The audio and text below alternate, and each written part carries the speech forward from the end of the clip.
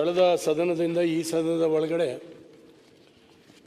ನಾವು ಸಂತಾಪ ಸೂಚಕ ನಿರ್ಣಯವನ್ನು ಏನು ತಂದಿದ್ದೀರಿ ಪಟ್ಟಿ ಇತ್ತೀಚಿನ ಸಂತಾಪಕ ಸೂಚಕ ಏನು ನಾವು ಮಾಡಿದ್ದೀವಿ ಅದರಲ್ಲೆಲ್ಲ ಅತ್ಯಂತ ದೊಡ್ಡದು ಅಂತೇಳಿ ನಮಗೆ ಅನಿಸುತ್ತೆ.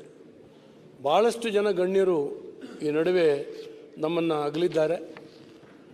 ಬೇಗಾರೆ ರಾಮಯ್ಯನವರು ವಿಶೇಷವಾಗಿ ಮಲೆನಾಡಿಗೆ ತುಂಬ ದೊಡ್ಡ ಉಪಕಾರವನ್ನು ಮಾಡಿದ್ದಾರೆ. ನಮ್ಮ ನಾಯಕರು ಈಗಾಗಲೇ ಹೇಳಿದರು, ಬಾವಿಯಲ್ಲಿ ನೀರನ್ನು ಜಗ್ತಾಯಿದ್ರು ನಮ್ಮ ಹೆಣ್ಮಕ್ಳು, ಎಷ್ಟೋ ದೂರದಿಂದ ಹೊತ್ಕೊಂಡು ಬರ್ತಾಯಿದ್ರು. ನಮಗೆ ಬೋರ್ವೆಲ್ ಅನ್ನುವಂಥ ಕಾನ್ಸೆಪ್ಟೇ ಹೊಸ್ತು. ಅದನ್ನು ಒಂದು ಪೈಪಲ್ಲಿ ಹಿಂಗೆ ಜಗ್ಗಿದ್ರೆ ನೀರು ಬರ್ತದೆ ಅನ್ನುವಂಥದ್ದು ಒಂದು ಮಾಯಾ ಜಾಲ ಅದು. ಅಂಥ ಸಂದರ್ಭದಲ್ಲಿ ನಮ್ಮ ಮಲೆನಾಡಿಗೆ ಆ ನಿಯಮಾವಳಿಗಳನ್ನು ಸಡಿಲಿಕೆ ಮಾಡಿ ನಮ್ಮ ಮಲೆನಾಡಿನ ಹೆಣ್ಣುಮಕ್ಕಳಿಗೆ ತುಂಬ ದೊಡ್ಡ ಉಪಕಾರ ಮಾಡಿರ್ತಕ್ಕಂಥವ್ರು ಬೇಗಾನೆ ರಾಮಯ್ಯನವರು ಅನ್ನುವಂಥದ್ದನ್ನ ನಾನು ಈ ಸಂದರ್ಭದಲ್ಲಿ ನೆನಪು ಮಾಡ್ಕೊಳ್ತೇನೆ. ತುಂಬ ಚೆನ್ನಾಗಿ ಮಾತಾಡ್ತಿದ್ರು, ಒಳ್ಳೆಯ ವಾಗ್ಮಿಗಳು. ನನ್ನ ಕ್ಷೇತ್ರದಲ್ಲಿ ಕೃಷಿಕರಾಗಿ ಶಿವಮೊಗ್ಗ ತಾಲೂಕಿನ ನನ್ನ ಕ್ಷೇತ್ರದಲ್ಲಿ ಭಾಳ ವರ್ಷ ಬದುಕಿದ್ರು.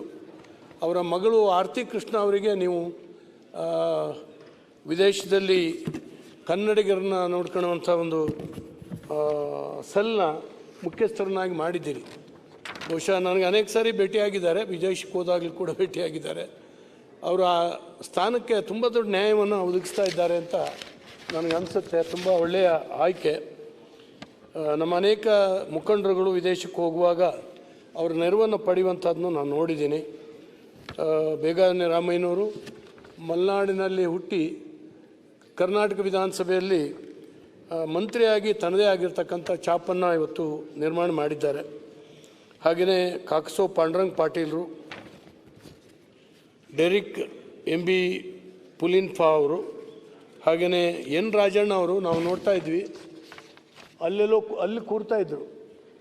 ಅವರು ಬಹಳ ಗಟ್ಟಿಯಾಗಿ ಮಾತಾಡ್ತಿದ್ರು. ಹೈನುಗಾರಿಕೆ ಮತ್ತು ಹಾಲಿನ ವಿಚಾರ ಬಂದಾಗ ಒಂಥರ ಅಥಾರಿಟೇಟಿವ್ ಆಗಿ, ನನಗೆ ಗೊತ್ತಿದೆ ನಿಮ್ಗೆ ಯಾರಿಗೂ ಗೊತ್ತಿಲ್ಲ ಅನ್ನೋ ಹಂಗೆ ಮಾತಾಡ್ತಿದ್ರು ಅಲ್ಲಿ ಎದ್ದು.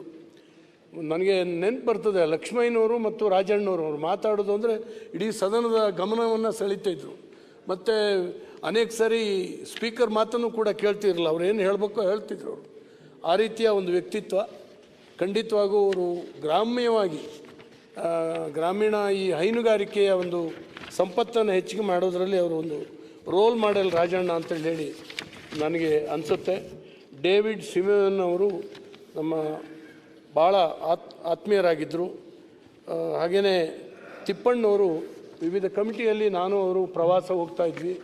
ತುಂಬ ಎತ್ತರದ ವ್ಯಕ್ತಿತ್ವ. ಅವರು ದೈಹಿಕವಾಗಿ ಎಷ್ಟು ಎತ್ತರ ಇದ್ದರೋ ಅವ್ರ ವ್ಯಕ್ತಿತ್ವನೂ ಕೂಡ ಅಷ್ಟೇ ದೊಡ್ಡದು. ಪಾರ್ಟಿ ಮೀರಿದಂಥ, ಜಾತಿ ಮೀರಿದಂಥ ಒಂದು ಕ್ಯಾರೆಕ್ಟರ್ ಅಂತೇಳಿ ನನಗೆ ಅನಿಸುತ್ತೆ. ತಿಪ್ಪಣ್ಣವರು ಬಹಳ ಒಳ್ಳೆಯ ಆಪ್ತರು, ನಮಗೆ ಸಲಹೆ ಕೊಡ್ತಾಯಿದ್ರು. ಡಾಕ್ಟರ್ ಕಸ್ತೂರಿ ರಂಗನ್ ಅವರ ವರದಿ ಒಂದಷ್ಟು ಜಿಜ್ಞಾಸೆ, ನಮ್ಮ ಪಶ್ಚಿಮ ಘಟ್ಟದ ಬಗ್ಗೆ ಅವರು ಕೊಟ್ಟಂಥ ವರದಿಯನ್ನು ನಾವು ಇವತ್ತು ಎಲ್ಲ ಸರ್ಕಾರಗಳು ಒಪ್ಪಬಾರದು ಅಂತ ಹೇಳಿದ್ದೀವಿ. ಯಾಕಂದರೆ ಅವರ ಆ ಸಂದರ್ಭದಲ್ಲಿ ಅವ್ರು ಕೊಟ್ಟಂಥ ವರದಿ ಒಂದು ಏಕಪಕ್ಷೀಯವಾಗಿತ್ತು ಅಂತೇಳಿ ನಾವು ಅನೇಕ ಸಾರಿ ಹೋರಾಟ ಮಾಡಿದ್ದೇವೆ. ಅದಿನ್ನೂ ಕೂಡ ಹಾಗೇ ಇದೆ.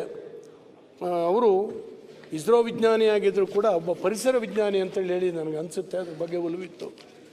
ಮತ್ತು ಶಿಕ್ಷಣ ಇಲಾಖೆಯಲ್ಲಿ ಒಂದು ಬದಲಾವಣೆ ತರಲಿಕ್ಕೆ ರಾಜ್ಯ ಮತ್ತು ಕೇಂದ್ರ ಸರ್ಕಾರದ ಅನೇಕ ಆಯೋಗಗಳಲ್ಲಿ ಅವರು ಕೆಲಸ ಮಾಡಿದಂಥ ತುಂಬ ದೊಡ್ಡ ವಿಜ್ಞಾನಿ ಅವರು ಅಂತೇಳಿ ನನ್ನ ಅನಿಸಿಕೆ. ಪ್ರೊಫೆಸರ್ ಸುಬ್ಬಣ್ಣ ಅಯ್ಯಪ್ಪನ್ನು, ಹಾಗೆಯೇ MR ಶ್ರೀನಿವಾಸನ್ನು, GS Siddalingaiah, doctor HS Venkateshamurthy, Shrimati ಸರೋಜಾದೇವಿಯವರು ಗ್ರಾಮೀಣ ಪ್ರದೇಶದಿಂದ ಬಂದು ಸಾಂಸ್ಕೃತಿಕ ಲೋಕಕ್ಕೆ ಬಹಳ ದೊಡ್ಡ ಕೊಡುಗೆಯನ್ನು ನೀಡಿದಂಥವ್ರವರು. ಹಾಗೆಯೇ ಪೋಪ್ ಫ್ರಾನ್ಸಿಸ್ ರವರು ಜಗತ್ತಿನ ಧರ್ಮಗುರುಗಳಾಗಿ ಬಹಳ ದೊಡ್ಡ ಕೆಲಸವನ್ನು ಅವರ ಸಂದರ್ಭದಲ್ಲಿ ಮಾಡಿದ್ದಾರೆ. ಪಾಲ್ಗಾಮ್ ಉಗ್ರರ ದಾಳಿಯಲ್ಲಿ ಮೃತರಾದವರಲ್ಲಿ ಕರ್ನಾಟಕದ ಮಂಜುನಾಥ ರಾವ್ ಅನ್ನೋಂಥವ್ರು ನಮ್ಮ ಶಿವಮೊಗ್ಗ ಜಿಲ್ಲೆಯವರು. ಅವರ ಮನೆಗೆ ನಾನು ಭೇಟಿ ಕೊಟ್ಟಿದ್ದೇನೆ. ನಮ್ಮ ತೀರ್ಥಹಳ್ಳಿಯಲ್ಲಿ ಅವರ ತಂದೆ ಕೆಲಸ ಮಾಡಿದ್ದಾರೆ ಮತ್ತು ಈ ಮಂಜುನಾಥ ರಾವ್ ತೀರ್ಥಹಳ್ಳಿಯಲ್ಲಿ ಪ್ರಾಥಮಿಕ ವ್ಯಾಸಂಗವನ್ನು ಮಾಡಿರ್ತಕ್ಕಂಥದ್ದು. ಆ ಮನೆಗೆ ಭೇಟಿ ಕೊಟ್ಟಾಗ ಒಂದು ಕರುಣಾಜನಕವಾದಂಥ ಕತೆ. ಅವರ ಹೆಂಡತಿ ಮತ್ತು ಮಗನ ಎದುರುಗಡೆ ಗುಂಡಿಟ್ಟು ಕೊಲ್ತಾರೆ, ಧರ್ಮವನ್ನು ಕೇಳಿ ಕೊಲ್ತಾರೆ. ಅವರಿಗೆ ನನ್ನನ್ನು ಕೊಂದುಬಿಡಿ ಅಂತ ಅವ್ರ ಹೆಂಡತಿ ಹೋಗಿ ಕಾಲಿಡಲಿಕ್ಕೆ ಹೋಗ್ತಾಳೆ. ನೀನು ಹೋಗಿ ಮೋದಿ ಹತ್ರ ಹೇಳು ಅಂತೇಳಿ ಹೇಳ್ತಾರೆ ಅಂತ ಅವ್ರ ಹೆಂಡತಿ ಹೇಳ್ತಾರೆ. ಒಂಥರ ವಿಚಿತ್ರವಾದಂಥ ಮನುಷ್ಯತ್ವವನ್ನು ಕಳ್ಕೊಂಡಿರ್ತಕ್ಕಂಥ ಕೆಲವರು ಮಾಡ್ತಕ್ಕಂಥ ಈ ಕೃತ್ಯ ಏನಿದೆ, ನಮ್ಮ ದೇಶದ ಒಂದು ದೊಡ್ಡ ಯುದ್ಧ ಸಮರವನ್ನೇ ನಿರ್ಮಾಣ ಮಾಡ್ತು ಎರಡು ದೇಶದ ಮಧ್ಯೆ. ಇವರು ಯಾಕೆ ಹೀಗೆ ಮಾಡ್ತಾ ಇದ್ದಾರೆ, ಯಾವ ಧರ್ಮನ ಉಳಿಸ್ಲಿಕ್ಕಾಗಿ ಮಾಡ್ತಾ ಇದ್ದಾರೆ, ಆ ಧರ್ಮದಲ್ಲಿ ಜನರೇ ಇಲ್ಲದೆ ಇದ್ದರೆ ಯಾವ ಧರ್ಮ ಇರಬೇಕು, ಇದನ್ನು ನಾವು ಆಲೋಚನೆ ಮಾಡಬೇಕಾಗ್ತದೆ. ಹಾಗಾಗಿ ಇಂಥ ಒಂದು ದಾರುಣವಾಗಿರ್ತಕ್ಕಂಥ ಘಟನೆ 26 ಜನರನ್ನು ಕೊಂದಿರ್ತಕ್ಕಂಥದ್ದು ಅಮಾನುಷವಂತ ಕೃತ್ಯ ಇದು ಅಂತೇಳಿ ನನಗನ್ಸುತ್ತೆ. RCB ವಿಜಯೋತ್ಸವದ ವೇಳೆ ನಡೆದಂಥ ದುರಂತ ನಮಗೆ ಭಾಳ ಘೋರವಾದಂಥ ದುರಂತ. ಅದು ನಾವು ತಪ್ಪಿಸ್ಲಿಕ್ಕೆ ಸಾಧ್ಯ ಇತ್ತು ಅಂತೇಳಿ ನನಗನ್ಸುತ್ತೆ. ಯಾಕಂದರೆ ಪರಮೇಶ್ವರ್ ಅವ್ರಿಗೆ ಗೊತ್ತಿದೆ, ನಾವೆಲ್ಲ ಹೋಮ್ ಮಿನಿಸ್ಟರ್ ಆಗಿರ್ತಕ್ಕಂಥವ್ರು, ಸ್ವಲ್ಪ ಮುಂದೆ ಮಾತನಾಡಲಿಕ್ಕಿದೆ. ಆದರೂ ಕೂಡ ಆ ಎಳೆಯ ವಯಸ್ಸಿನ ಅನೇಕ ಜನ ಇವತ್ತು ತೀರ್ಕೊಂಡಿರ್ತಕ್ಕಂಥದ್ದು, ಅವ್ರ ಮನೆ ಅನಾಥ ಸ್ಥಿತಿಯನ್ನು ಅನುಭವಿಸ್ತಾ ಇರ್ತಕ್ಕಂಥದ್ದು, ಇದ್ದು ಒಬ್ಬನೇ ಮಗಳು, ಒಬ್ಬಳೇ ಮಗಳನ್ನು ಕಳ್ಕೊಂಡಿರ್ತಕ್ಕಂಥ ತಂದೆ ತಾಯಿಗಳ ರೋದನ ಬಹುಶಃ ಅವ್ರು ಬದುಕಿರೋವರಿಗೆ ಮರಲಿಕ್ಕೆ ಸಾಧ್ಯ ಇಲ್ಲ. ಅವರ ಮತ್ತು ಏರ್ ಇಂಡಿಯಾ ವಿಮಾನ ದುರಂತ ಇತ್ತೀಚೆಗೆ ಆಗಿರ್ತಕ್ಕಂಥ ಬಹಳ ದೊಡ್ಡ ದುರಂತ ಇದು. ಅದರಲ್ಲಿ ಮಡಿದಂಥ ಎಲ್ಲರಿಗೆ ನಾನು ಕೂಡ ನನ್ನ ಕಡೆಯಿಂದ ಸಂತಾಪವನ್ನು ವ್ಯಕ್ತಪಡಿಸಿ ನಿಮ್ಮ ನಿರ್ಣಯವನ್ನು ಬೆಂಬಲಿಸಿ ನಾನು ಮಾತನ್ನು ಮುಗಿಸಿದೆ. ಮಾನ್ಯ ಸಭಾಧ್ಯಕ್ಷರೇ, ತಾವು ಕಳೆದ ಅಧಿವೇಶನದಿಂದ ಇಲ್ಲಿಯವರೆಗೆ ಅನೇಕ ಜನ ಮಹನೀಯರು ಏನು ನಮ್ಮನ್ನು ಅಗಲಿ ಹೋಗಿದ್ದಾರೆ, ಅವ್ರ ಬಗ್ಗೆ ತಾವು ತಂದಿರತಕ್ಕಂಥ ಈ ಸಂತಾಪ ಸೂಚನೆಯನ್ನು ಬೆಂಬಲಿಸ್ತಾ, ಮೊದಲನೇದಾಗಿ ಸನ್ಮಾನ್ಯ ಬೇಗಾನೆ ರಾಮಯ್ಯನವರು, ಮಾನ್ಯ ಮುಖ್ಯಮಂತ್ರಿಗಳು ಮತ್ತು ವಿರೋಧ ಪಕ್ಷದ ನಾಯಕರು, ಅನೇಕ ಸದಸ್ಯರು ಮಾತನಾಡಿದಾಗೆ ಭಾಳ ಒಬ್ಬ ಸ್ನೇಹಜೀವಿ, ನಾವೆಲ್ಲ ಭಾಳ ಹತ್ತಿರದಿಂದ ಅವರನ್ನು ನೋಡಿದ್ದೇವೆ. ನನಗೆ ಅವರ ನೆನಪು ಬರ್ತಾ ಇರ್ತಕ್ಕಂಥದ್ದು, ರಾಜಕಾರಣದಲ್ಲಿ ಅನೇಕ ಜನರನ್ನು ನಾವು ನೋಡಿರ್ತೇವೆ, ಮುಖಂಡರುಗಳನ್ನು, ಬೇರೆ ಬೇರೆ ಸಂದರ್ಭದಲ್ಲಿ ಕೆಲಸ ಮಾಡಿದವರನ್ನು ಸ್ಮರಿಸ್ಕೊಳ್ತಕ್ಕಂಥದ್ದು ಮಾನ್ಯ ಅಶೋಕ್ ಅವರು ಹೇಳಿದಾಗೆ ನಮ್ಮ ಕರ್ತವ್ಯ ಹೌದು, ಜೊತೆಗೆ ಈ ಒಂದು ಸದನದ ಪದ್ಧತಿ ಕೂಡ ಆಗಿರ್ತಕ್ಕಂಥದ್ದು. ಬೇಗಾನೆ ರಾಮಯ್ಯನವರು ನೀರನ್ನು ಕೊಡ್ತಕ್ಕಂಥ ಕೆಲಸ, ಮನುಷ್ಯನಿಗೆ ನೀರು ಎಷ್ಟು ಮುಖ್ಯ ಅನ್ನೋದನ್ನು ನಾನೇನು ಹೇಳುವ ಅಗತ್ಯ ಇಲ್ಲ. ಆ ನೀರನ್ನು ಕೊಡುವಂಥ ಕೆಲಸವನ್ನು ಮಾಡಿ ಬೋರ್ವೆಲ್ ರಾಮಯ್ಯ ಅಂತ ಅನ್ನಿಸ್ಕೊಳ್ತಕ್ಕಂಥದ್ದು ಇದೆಯಲ್ಲ, ಬಹುಶಃ ಅವರ ಜೀವನದಲ್ಲಿ ಬಹಳ ದಿವಸ ನೆನಪು ಉಳಿತಕ್ಕಂಥ ಕೆಲಸವನ್ನು ಅವ್ರು ಮಾಡಿರುವಂಥದ್ದು. ಶ್ರೀಮತಿ ಇಂದಿರಾ ಗಾಂಧೀಜಿಯವರು ಚಿಕ್ಕಮಗಳೂರಲ್ಲಿ ಚುನಾವಣೆಗೆ ನಿಂತಂಥ ಸಂದರ್ಭದಲ್ಲಿ ಅವರು ತೆಗೆದುಕೊಂಡಂಥ ಅನೇಕ ಕ್ರಮಗಳನ್ನು ಭಾಳ ಪ್ರಶಂಸೆಯನ್ನು ಮಾಡಿದ್ದನ್ನು ಕೂಡ ನಾನು ಕೇಳಿದ್ದೇನೆ.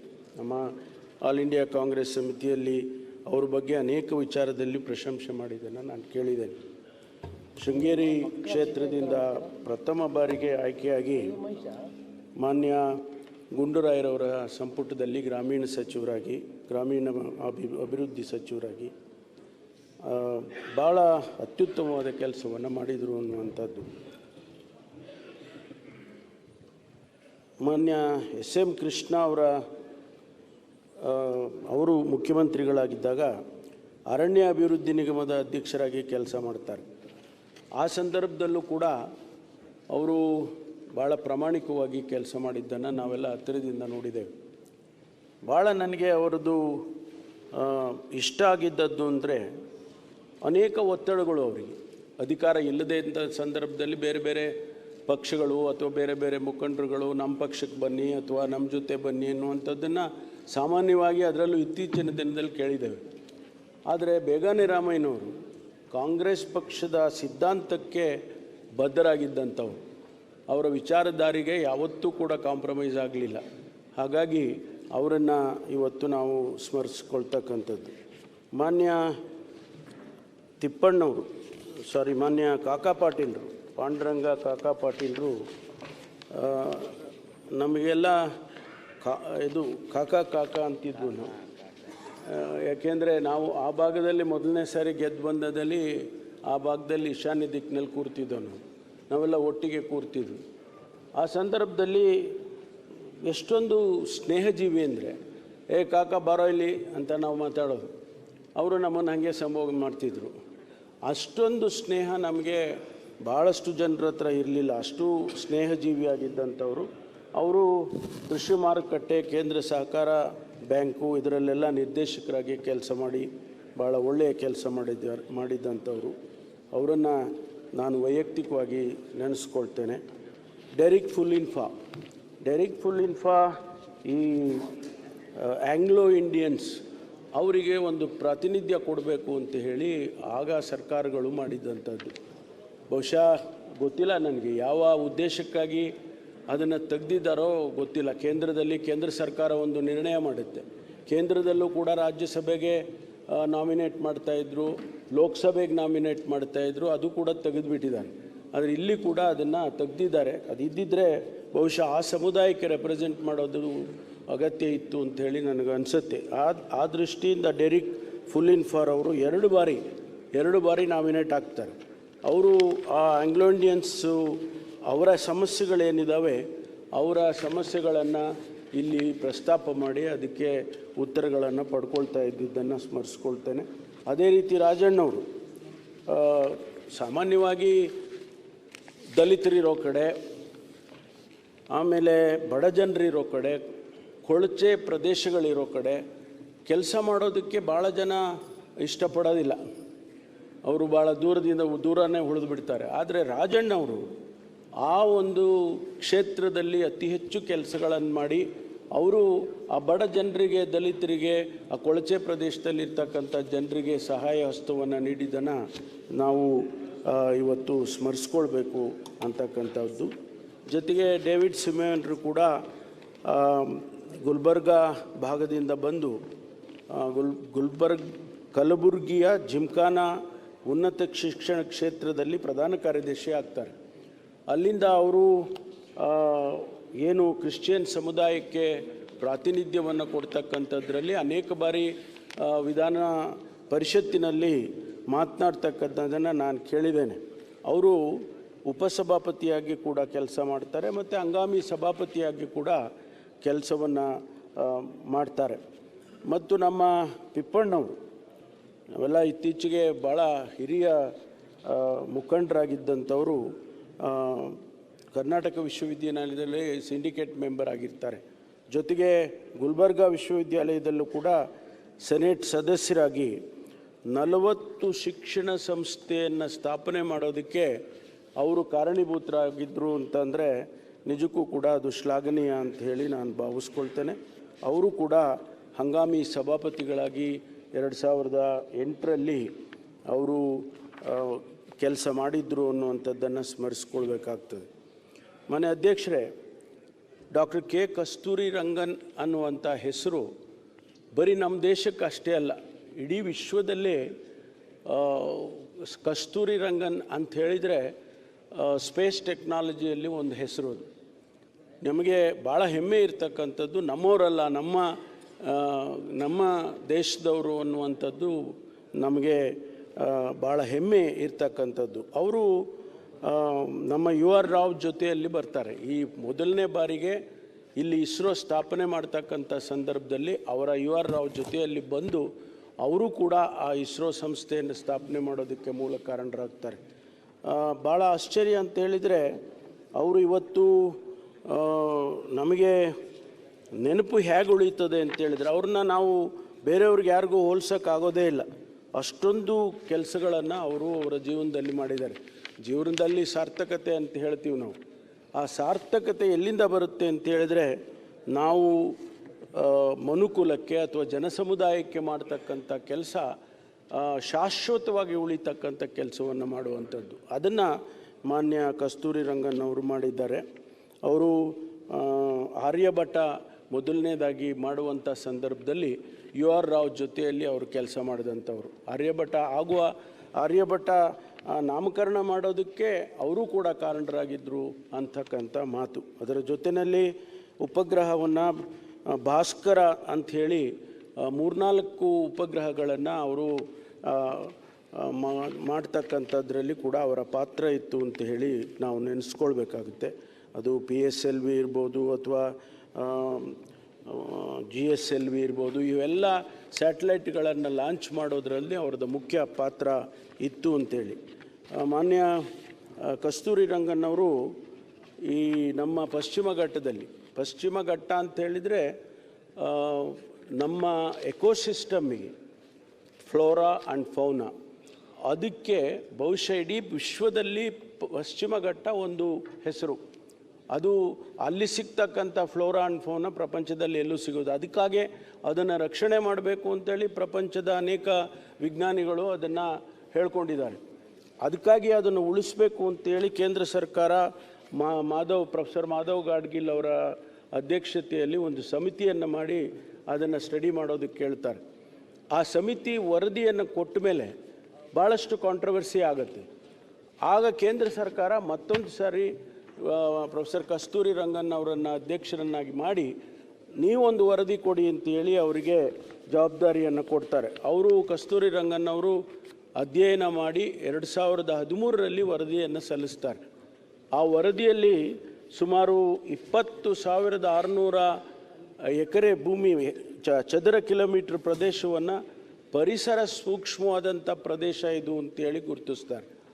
ಅದು ಭಾಳ ಮುಖ್ಯವಾದಂಥ ವಿಚಾರ ಅಂಥೇಳಿ ನನಗನ್ಸುತ್ತೆ. ಸುಮಾರು 10 ಜಿಲ್ಲೆ, 33 ತಾಲೂಕು, 1533 ಗ್ರಾಮಗಳ ವ್ಯಾಪ್ತಿಯಲ್ಲಿ ಬರ್ತಕ್ಕಂಥದ್ದನ್ನು ಅವರು ಡಿಕ್ಲೇರ್ ಮಾಡ್ತಾರೆ. ಇದು ಭಾಳ ಸೂಕ್ಷ್ಮವಾದ ಪ್ರದೇಶ, ಇದನ್ನು ಪ್ರೊಟೆಕ್ಟ್ ಮಾಡಬೇಕು ಅಂತೇಳಿ. ಆದರೂ ಕೂಡ ಇವತ್ತಿಗೂ ಅದರ ಬಗ್ಗೆ ಸ್ವಲ್ಪ ಒಂದಿಷ್ಟು ಕಾಂಟ್ರವರ್ಸಿಗಳಿದೆ. ಮುಂದಿನ ದಿನಗಳಲ್ಲಿ ಅದನ್ನು ಯಾವ ರೀತಿ ಕ್ರಮ ತಗೊಳ್ಬೇಕು ಅದನ್ನು ಕೇಂದ್ರ ಸರ್ಕಾರ ಮತ್ತು ರಾಜ್ಯ ಸರ್ಕಾರಗಳು ತಗೊಳುತ್ತೆ. ಜೊತೆಗೆ ಅವರಿಗೆ ದೇಶ ಬದಲಾಗ್ತಾ ಇದೆ, ಶಿಕ್ಷಣ ಬದಲಾಗಬೇಕು, ಶಿಕ್ಷಣ ಉಪಯೋಗ ಆಗಬೇಕು ಜನಕ್ಕೆ. ಆ ದೃಷ್ಟಿಯಲ್ಲಿ ಅವರು ಪಾಲಿಸಿ ಮೇಕಿಂಗಲ್ಲಿ ಕೇಂದ್ರ ಸರ್ಕಾರದಲ್ಲಿ ಮತ್ತು ರಾಜ್ಯ ಸರ್ಕಾರದಲ್ಲಿ ಶಿಕ್ಷಣ ಕ್ಷೇತ್ರಕ್ಕೆ ಅವರು ಅಪಾರವಾದಂಥ ಕೊಡುಗೆಯನ್ನು ಕೊಟ್ಟಿದ್ದಾರೆ. ಅದರಲ್ಲೂ ವಿಶೇಷವಾಗಿ ಕರ್ನಾಟಕದ ಜ್ಞಾನ ಆಯೋಗ, ನಾಲೆಡ್ಜ್ ಕಮಿಷನ್, ಅದರಲ್ಲಿ ಅವರು ನೇತೃತ್ವವನ್ನು ವಹಿಸಿ ಅನೇಕ ರೆಕಮೆಂಡೇಷನ್ಸನ್ನು ಮಾಡಿದ್ದಾರೆ. ಅದನ್ನು ಕೂಡ ಇವತ್ತು ನಾವು ಸ್ಮರಿಸ್ಕೊಳ್ಬೇಕಾಗುತ್ತೆ ಎನ್ನುವಂಥದ್ದು. ಇವತ್ತು ಮಾನ್ಯ ಪ್ರೊಫೆಸರ್ ಅಯ್ಯಪ್ಪನವರು ನನಗೆ ಭಾಳಷ್ಟು ಪರಿಚಯ ಇದ್ದಂಥವ್ರು. ನಮ್ಮ ಕೃಷಿ ವಿಶ್ವವಿದ್ಯಾನಿಲಯದಲ್ಲಿ ಭಾಳಷ್ಟು ಕೊಡುಗೆಯನ್ನು ಅವರು ಕೊಟ್ಟಿದ್ದಾರೆ. ICR ಡೈರೆಕ್ಟರ್ ಆದಮೇಲೆ ನಮಗೆ ಭಾಳಷ್ಟು ಹಣ ಕೊಟ್ಟು, ಕಾರ್ಯಕ್ರಮಗಳನ್ನು ಕೊಟ್ಟು, ಪ್ರಾಜೆಕ್ಟ್ಸನ್ನು ಕೊಟ್ಟು, ನಮ್ಮ ಬೆಂಗಳೂರು ಕೃಷಿ ವಿಶ್ವವಿದ್ಯಾನಿಲಯ ಹೆಚ್ಚು ಸಂಶೋಧನೆಯನ್ನು ಮಾಡೋದಕ್ಕೆ ಕಾರಣೀಭೂತರಾಗಿದ್ದಂಥವ್ರು. ಅವರನ್ನು ಕೂಡ ಇವತ್ತು ನಾವು ಸ್ಮರಿಸ್ಕೊಳ್ಬೇಕಾಗ್ತದೆ. ಮಾನ್ಯ ಶ್ರೀನಿವಾಸನ್ ಅವರು, ಯಾವ ರೀತಿ ನಾವು ಕಸ್ತೂರಿ ರಂಗನ್ನವ್ರನ್ನ ನಾವು ಸ್ಮರಿಸ್ಕೊಳ್ತೇವೆ, ಅದೇ ರೀತಿ ಇವತ್ತು ಅವರು ಪರಮಾಣು ಕ್ಷೇತ್ರದಲ್ಲಿ ಭಾಳ ಅತಿ ಹೆಚ್ಚು ಕೆಲಸಗಳನ್ನು ಮಾಡಿ ಇವತ್ತು ದೇಶಕ್ಕೆ ಒಂದು ರೀತಿಯಲ್ಲಿ ಕೊಡುಗೆಯನ್ನು ಕೊಟ್ಟು ನಮ್ಮನ್ನು ಅಗಲಿ ಹೋಗಿದ್ದಾರೆ. ಅವರು ಕೂಡ ಕೇಂದ್ರ ಸರ್ಕಾರದ ಪದ್ಮಶ್ರೀ, ಪದ್ಮಭೂಷಣ, ವಿಭೂಷಣ ಇವೆಲ್ಲವನ್ನು ಕೂಡ ಪ್ರಶಸ್ತಿಗಳನ್ನು ಭಾಜನರಾಗಿದ್ದಾರೆ. ಪ್ರೊಫೆಸರ್ ಸಿದ್ಧಲಿಂಗಯ್ಯನವರು ನಮ್ಮ ಜಿಲ್ಲೆಯವರು, ನಮ್ಮ ತುಮಕೂರು ಜಿಲ್ಲೆಯ ಬೆಳ್ಳಾವಿಯಲ್ಲಿ ಹುಟ್ಟಿದಂಥವರು. ಅವರು ಸಾಹಿತ್ಯ ಕ್ಷೇತ್ರದಲ್ಲಿ ಅನೇಕ ಕೊಡುಗೆಯನ್ನು ಕೊಡೋದ್ರ ಜೊತೆಗೆ ಒಬ್ಬ ಅತ್ಯಂತ ಸಜ್ಜನರಾದಂಥ ಒಬ್ಬ ವ್ಯಕ್ತಿ ಇವತ್ತು ಸಾಹಿತ್ಯ ಕ್ಷೇತ್ರದಲ್ಲಿ ಅವರು ನಮ್ಮನ್ನು ಅಗಲಿದ್ದಾರೆ. ಅವರು ಈ 17ನೇ ಸಾಹಿತ್ಯ ಸಮ್ಮೇಳನ ತುಮಕೂರು ರಾಜ್ಯದ್ದು ಆಗುತ್ತೆ ತುಮಕೂರಿನಲ್ಲಿ. ಆ ಸಂದರ್ಭದಲ್ಲಿ ಅವರು ಅಧ್ಯಕ್ಷತೆಯನ್ನು ವಹಿಸಿರ್ತಾರೆ ಮತ್ತು ಮುಂಬೈನ ಅಖಿಲ ಭಾರತ ಶರಣ ಸಾಹಿತ್ಯ ಸಮ್ಮೇಳನದ ಅಧ್ಯಕ್ಷತೆಯನ್ನು ಕೂಡ ಅವರು ವಹಿಸಿ ಇವತ್ತು ನಮ್ಮನ್ನು ಅಗಲಿದ್ದಾರೆ. ಅದೇ ರೀತಿ ಡಾಕ್ಟರ್ HS ವೆಂಕಟೇಶ್ ಮೂರ್ತಿಯವರು ಮತ್ತು ಪ್ರೊಫೆಸರ್ ಫ್ರಾನ್ಸಿಸ್ ಅವರು ಇವತ್ತು ಅವರು ಕೂಡ ನಮ್ಮನ್ನು ಅಗಲಿ ಹೋಗಿರ್ತಕ್ಕಂಥದ್ದು. ಆದರೆ ಕ್ರೈಸ್ತ ಸಮುದಾಯದ ಗುರುಗಳಾಗಿ ಇಡೀ ವಿಶ್ವವೇ ಅವರನ್ನು ಒಂದು ರೀತಿಯಲ್ಲಿ ಹೊಸ ಸ್ವರೂಪವನ್ನು ಕೊಡೋದರಲ್ಲಿ ಅವರ ಪಾತ್ರ ಇತ್ತು ಅಂತ ಹೇಳ್ತಾರೆ. ಅವರು ಇವತ್ತು ನಮ್ಮನ್ನು ಅಗಲಿ ಹೋಗಿದ್ದಾರೆ. ಭಾಳ ನೋವಿನಂಥ ದುರಂತ ಅಂದರೆ ನಾವೆಲ್ಲ ಆ ವಿಡಿಯೋ ಕ್ಲಿಪ್ಪಿಂಗನ್ನು ನೋಡಿದ್ದೇವೆ. ಏರ್ ಇಂಡಿಯಾ ಯಾವ ರೀತಿ ಕೆಳಗಡೆ ಬಿತ್ತು ಅಂತೇಳಿ. ಕೇವಲ 32 ಸೆಕೆಂಡ್ನಲ್ಲಿ ಅಷ್ಟೊಂದು ಜನರ ಪ್ರಾಣ ಹೋಗ್ತದೆ ಅಂತೇಳಿದರೆ ನಿಜಕ್ಕೂ ಕೂಡ ನಮಗೆಲ್ಲ ಅದನ್ನು ನೋಡಿದಾಗ ಭಾಳ ಆಶ್ಚರ್ಯ ಆಯಿತು, ಅಷ್ಟೇ ದುಃಖನೂ ಕೂಡ ಆಯಿತು ಅನ್ನುವಂಥದ್ದು. 12 ಜನ ಸಿಬ್ಬಂದಿಗಳು, 241 ಮಂದಿ ಸಜೀವವಾಗಿ ದಹನ ಆಗುತ್ತೆ. ಭಾಳ ಆಶ್ಚರ್ಯ ಅಂತೇಳಿದರೆ ಹಾಸ್ಟೆಲ್ನಲ್ಲಿ, ಮೆಡಿಕಲ್ ಕಾಲೇಜ್ ಹಾಸ್ಟೆಲ್ನಲ್ಲಿ ಊಟಕ್ಕೆ ತಟ್ಟೆ ಹಿಡ್ಕೊಂಡು ಊಟಕ್ಕೆ ಹೋಗುವಾಗ ಆ ಮಕ್ಕಳು 24 ವೈದ್ಯಕೀಯ ವಿದ್ಯಾರ್ಥಿಗಳು ಸಾಯ್ತಾರೆ ಅಂತೇಳಿದರೆ ವಿಧಿ ಎಲ್ಲಿಗೆ ಕರ್ಕೊಂಡು ಹೋಗ್ತದೆ ಅನ್ನುವಂಥದ್ದು. ಅದು ಬಹಳ ದಿವಸ ಬಹುಶಃ ನಮ್ಮ ಮನಸ್ಸುಗಳಲ್ಲಿ ಇದು ಉಳಿಯುತ್ತೆ. ಭಾಳ ನೋವಿನ ಸಂಗತಿ ಅನ್ನೋದನ್ನು ನಾನು ಸ್ಮರಿಸ್ಕೊಳ್ತೇನೆ. ಅದೇ ರೀತಿ ಪೆಹಲ್ಗಾಮ್ನಲ್ಲಿ ಅವ್ರದ್ದೇನು ತಪ್ಪಿಲ್ಲ. ಮಾಜಿ ಗೃಹ ಸಚಿವರು ಹೇಳಿದಾಗೆ ಅವ್ರದ್ದೇನು ತಪ್ಪಿಲ್ಲ. ಅವರು ಎಲ್ಲೋ ಅವರ ಕುಟುಂಬವನ್ನು ಕರ್ಕೊಂಡು ಒಂದು ರೀತಿಯಲ್ಲಿ ಕಾಶ್ಮೀರದಲ್ಲಿ ಆ ಭಾಗದಲ್ಲಿ ನಾವು ಒಂದು ಸಂತೋಷವಾಗಿದ್ದು 4 ದಿವಸ ಬರೋಣ ಅಂತ ಹೋದಂಥವರಿಗೆ ಅವರನ್ನು ಯಾವ ರೀತಿ ಸಾಯಿಸ್ತಾರೆ ಅನ್ನೋದನ್ನು ನಾವೆಲ್ಲ ಕೇಳಿದ್ವಿ. ಭಾಳ ದುಃಖದ ಸಂಗತಿ. ಇದಾಗಬಾರ್ದು. ಇದು ಒಂದು ದೇಶ. ಹೆಚ್ಚಿನ ವಿಡಿಯೋಗಳಿಗೆ ಪ್ರತಿಧ್ವನಿ ಯೂಟ್ಯೂಬ್ ಚಾನೆಲ್ ಸಬ್ಸ್ಕ್ರೈಬ್ ಮಾಡಿ, ಬೆಲ್ ಐಕಾನ್ ಕ್ಲಿಕ್ ಮಾಡಿ.